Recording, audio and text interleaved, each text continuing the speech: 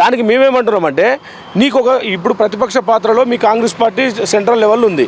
రాహుల్ గాంధీ తోటి నువ్వు ధర్నాకు మేము ధర్నా పెడతాం, మాతో వచ్చి కూర్చోమ్మను రాహుల్ గాంధీని కూర్చోమ్మను, సమాజ్వాదీ పార్టీని కూర్చోమ్మను, ములాయం సింగ్ని రమ్మను, తమిళనాడు స్టాలిన్ రమ్మను, కర్ణాటక, కేరళ ఈ రాష్ట్రాలలో ఉన్న ముఖ్యమంత్రులు మీరు మాట్లాడి తీసుకురారు, మాతో పాటు ధర్నా కూర్చోబెట్టమని చెప్పి మేము డిమాండ్ చేస్తున్నాం.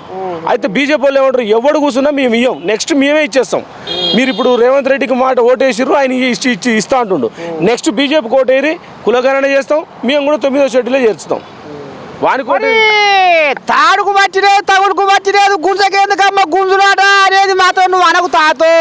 ఎందుకంటున్నా అంటే ఇక ఇప్పుడు బీసీలు నాకు కళలకు వస్తుర్రు, బీసీలు నాకు పంచప్రాణం అయ్యిర్రు, బీసీలు లేకపోతే నేను బతట్లేను అని పాపం కవితమ్మ కాళ్ళ గిరికలు కట్టుకొని తాత రైలు రోకో రోకో, అరే కారు రోకో రోకో, బండి రోకో రోకో అని ఈ రోకోల మీద పడ్డది తల్లి. మరి దీని వెనకాల ఏమైనా మర్మం ఉందంటావా, లేకపోతే కవిత నిజమైన ప్రేమే అంటావా?